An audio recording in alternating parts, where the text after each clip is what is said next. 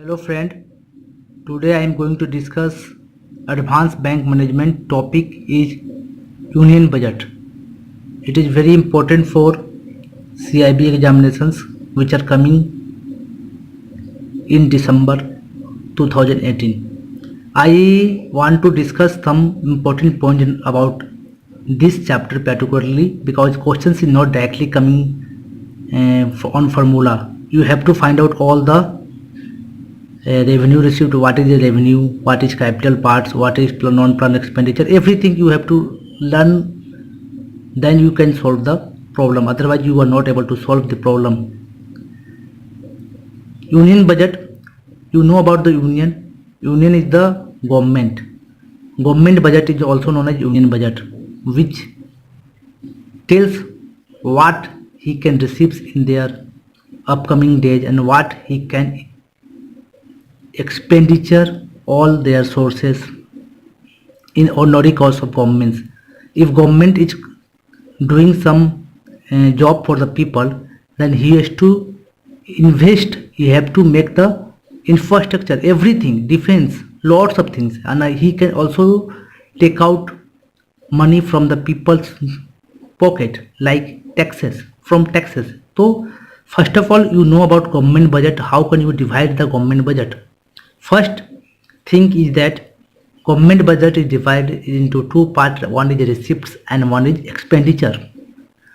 Receipts are now further divided into two parts. One, you know about the revenue receipts, and one is capital receipt. Expenditure is further divided into two parts, non-plan expenditure and plan expenditure. Now I am going to discuss about the revenue receipts. Revenue receipts are the income which are received by the government from all the sources in its ordinary course of governance. Receipt which neither create liability or nor lead to reduction in assets and are called revenue receipts. ये बोल रहा है कि जो government है, government receive करेगा जो भी पैसा उसका गवर्नेंस के पीरियड में, उसको हम लोग रेवेन्यू मानेंगे, उसका इनकम मानेंगे. तो वो रेवेन्यू जो होगा वो कोई ऐसा माने उसके लाइबिलिटी क्रिएट नहीं होने वाला है, मीन्स उसको उधार में उसको नहीं वो देने वाला है. लाइबिलिटी का मतलब उसको फिर से उसको वापस नहीं करना है. और एसेट्स में कोई मीन्स जिस गवर्नमेंट के पास जो एसेट्स है, बिल्डिंग है, उसमें कोई भी कमी नहीं आने वाला है, उसको गिरवी पे नहीं रखने वाला है. वो रेवेन्यू रिसिप्ट है. तो रेवेन्यू रिसिप्ट्स को भी हम लोग दो पार्ट में डिवाइड कर सकते हैं. Revenue receipts are further divided into two parts. One is tax revenue and another is non-tax, total non-tax revenue. The non-tax revenue is one is there. Government can earn through tax, directly imposing tax on the people of their people and earn their money. Another one is non-tax revenue, which is not directly coming from the people, but it is indirectly. How you can define? Tax revenue, how can government collect the tax revenue? It further divided into gross tax revenue, and one is net tax revenue. Gross tax revenue is divided into total tax of the government. How can he receive through corporation tax, other taxes and duties, income tax, customs, union exercise and duties, service tax, taxes of union territories, and net tax revenue means, you know, gross tax revenue is this part 7, 1, 2, 3, 4, corporation, other tax and duty, income tax. You have to remember all this part because if you go down to calculate the gross tax revenue, there is only one way to calculate. There is a given corporation tax, other tax, income tax, customs, union exercise duty, service tax and taxes of union territory. You have to summation of all these taxes is known as gross tax revenue. Net tax revenue is gross tax revenue minus NCCD transferred to the non-national calamity contingency fund. NCCD, what is NCCD? National Crime on National Council on Crime and Delinquency. That is known as NCCC. that जहाँ NCCD का जब वैसा होता है उसको हम national क्लाइमेटी fund में डाल के उसको ग्रॉस टैक्स रेवेन्यू से माइनस करेंगे तो क्या निकलेगा, हमको नेट टैक्स रेवेन्यू निकल आएगा. अब आएगा total non tax revenue. Non tax revenue are directly not earn by the government. It is through indirect way. How? Interest receipt. If government is invested in something, then it can earn through the interest. Dividend and profit.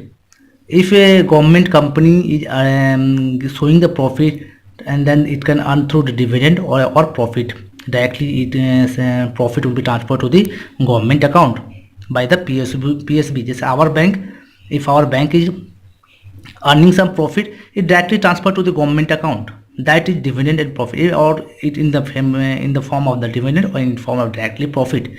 External grant. External grant is given by the some other people, other non tax revenue, और भी बहुत सारा non tax revenue हो सकता है जो इसको include कर सकते हैं. Receipt of union territory. This is the 5 part. You have to remember total non tax revenue is calculated through interest, receipt, dividend and profit, external grant, other non tax revenue, receipt of union territory. Total revenue received will be net tax revenue, because national council on crime and delinquency, वो fund को national क्लाइमेटी contingency fund में डाल देते हैं, तो वो हमारा gross tax revenue से माइनस करने से नेट टैक्स रेवेन्यू निकलता है. दैट नेट टैक्स रेवेन्यू को जोड़ देंगे टोटल नॉन टैक्स रेवेन्यू के साथ, तो हमारा टोटल रेवेन्यू रिसिप्ट आ गया. तो हम लोग को ये कंप्लीट हो गया कि टोटल रेवेन्यू रिसिप्ट हो गया. बट अभी हम लोग को जानना है कैपिटल रिसिप्ट भी एक था रेवेन्यू रिसिप्ट में. रेवेन्यू रिसिप्ट निकालने के लिए भी कितना हम लोग को प्रोसेस करना पड़ा.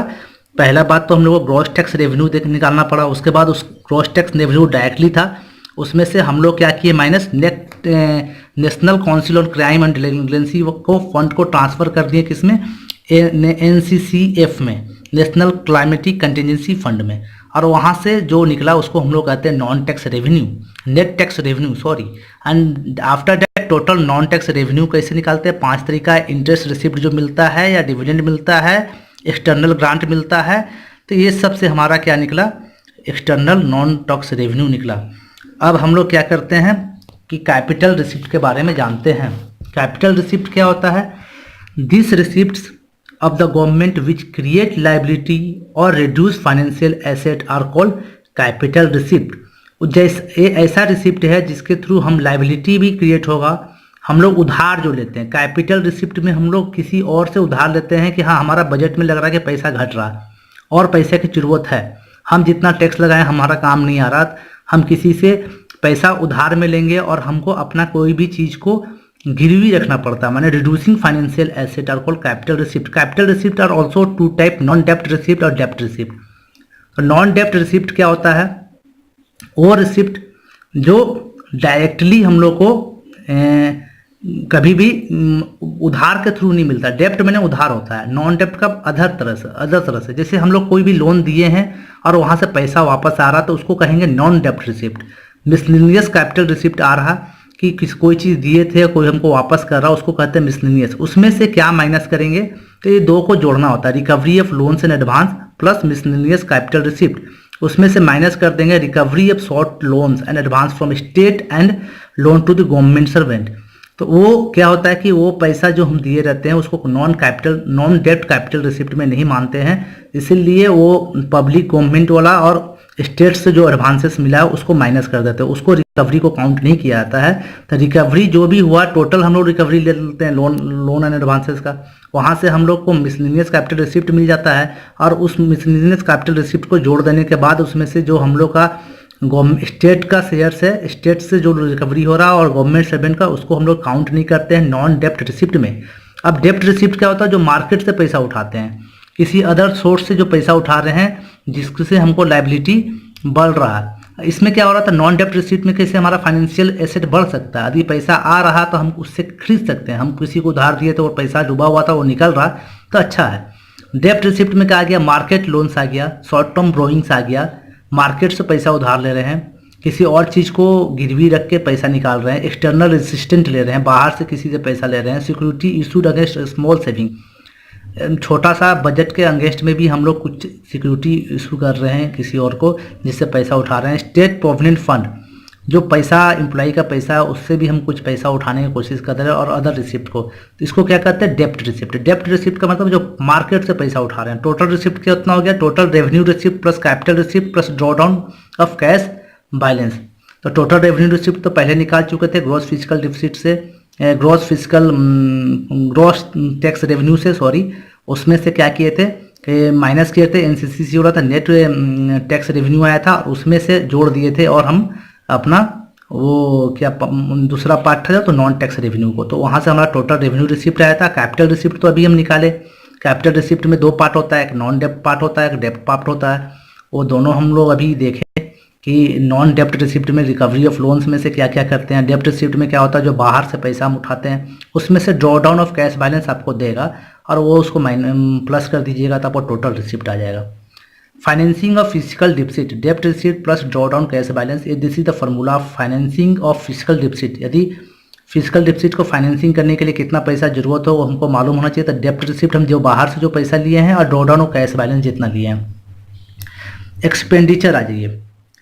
Expenditure are there are types of expenditure, 2 types of expenditure, non plan expenditure और प्लान एक्सपेंडिचर। एक तो होता है हम लोगों को प्लानिंग नहीं रहता है फिर भी खर्चा होता है गवर्नमेंट का, एक होता है प्लान एक्सपेंडिचर जो हम गवर्नमेंट प्लान किया हुआ है कि इतना तक खर्चा करना ही है। नॉन प्लान एक्सपेंडिचर के अंदर में आता है रेवेन्यू नॉन प्लान एक्सपेंडिचर और capital non plan expenditure.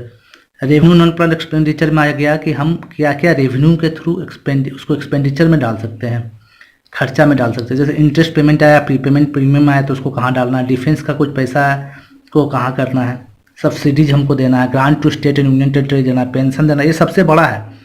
Police को पैसा देना है, assistant to state from the national climatic contingency fund देना है। इकोनॉमिक सर्विसेज के लिए भी जैसे एग्रीकल्चर, इंडस्ट्री, पावर और कुछ बना रहे हैं कम्युनिकेशन साइड टेक्नोलॉजी में जो इन्वेस्टमेंट करना है, तो इस सब के लिए। सोशल सर्विस के लिए भी, एजुकेशन, हेल्थ, ब्रॉडकास्टिंग के लिए, अदर जनरल सर्विसेज के लिए भी, organs of state, tax collection, external affairs state, postal का पैसा कुछ घटा बढ़ा तो उसके लिए भी। Expenditure of union territory without legislature, amount met from national climatic contingency fund, इसको भी आपको देना है। और grant to foreign government.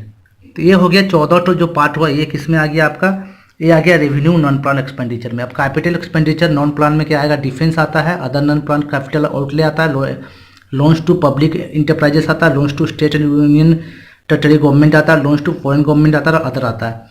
Plan expenditure में क्या क्या आ जाता है, revenue expenditure plus capital expenditure. Revenue expenditure plan expenditure में दोनों होता है, जो सेंट्रल प्लान होता है और central assistant for state and union territory plan होता है, ये दोनों के केस में एकदम सेम रहता है। तो टोटल एक्सपेंडिचर कितना होगा, total non plan expenditure plus total plan expenditure.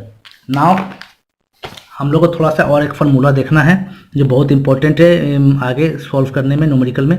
Revenue deficit, revenue deficit को क्या कहते हैं, रेवेन्यू एक्सपेंडिचर और रेवेन्यू रिसिप्ट्स कहते हैं। ग्रॉस फिजिकल डिफिसिट क्या होता है, हम लोग ये बहुत ज़्यादा निकालते हैं, GFD, ग्रॉस फिजिकल डिफिसिट, मैंने कितना हम लोग का डिफिसिट रह गया ग्रॉस में। तो टोटल एक्सपेंडिचर जितना हम लोग खर्चा किए वो फिर लोन रेवेन्यू रिसिप्ट जितना किए उसमें इंक्लूडिंग होगा लोन और नेट ऑफ रिकवरी, ये दोनों मिलाकर, और उसमें इंक्लूडिंग होगा एक्सटर्नल ग्रांट भी एंड माइनस नॉन डेप्ट रिसिप्ट, ये इतना होता है formula. Not net fiscal deficit का कैसे निकालते हैं, ग्रॉस फिजिकल डिफिसिट अभी जो निकाले, total expenditure, revenue receipt, total expenditure में होगा लोन्स और नेट ऑफ रिकवरी सब लेकर, और उसमें से रेवेन्यू रिसिप्ट माइनस करेंगे, उसको इंक्लूड करेंगे एक्सटर्नल ग्रांट माइनस नॉन डेप्ट रिसिप्ट। नेट फिजिकल डिफिसिट में क्या होता है, gross physical deficit minus net lending होता है। ग्रॉस प्राइमरी डिफिसिट क्या होता है, ग्रॉस फिजिकल डिफिसिट होता है, इंटरेस्ट पेमेंट होता है। तो ये याद रखने का तरीका है कि नेट फिजिकल डिफिसिट निकाल रहे हैं तो नेट लेंडिंग माइनस करेंगे, ग्रॉस प्राइमरी डिफिसिट निकाल रहे हैं तो इंटरेस्ट पेमेंट माइनस होता है। इंटरेस्ट पेमेंट माइनस होने से क्या होगा, तो ये ग्रॉस प्राइमरी डिफिसिट क्या हो गया आपका, ग्रॉस प्राइमरी डिफिसिट हो गया gross physical deficit minus interest payment हो गया।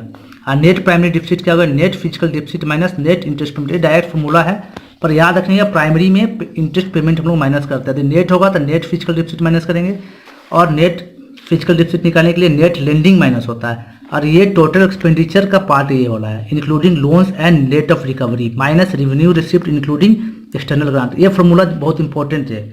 Gross physical deficit is very important because total expenditure के अंदर में जो लोन रिकवरी होगा, यहाँ गलती से यहाँ लिखा गया है, ये वाला पार्ट इसका एक्सपेंडिचर का है, loans and net of recovery. तो total expenditure including loans and net of recovery minus revenue receipt including external grants minus non डेप्ट रिसिप्ट, ये बहुत इंपॉर्टेंट है। आज तो आप लोगों को सिर्फ बताए हैं ये चैप्टर्स के अंदर में कि क्या क्या हम लोग को निकालने के लिए और क्या क्या दिया जाता है। अगले दिन हम न्यूमेरिकल बताएंगे। बाय।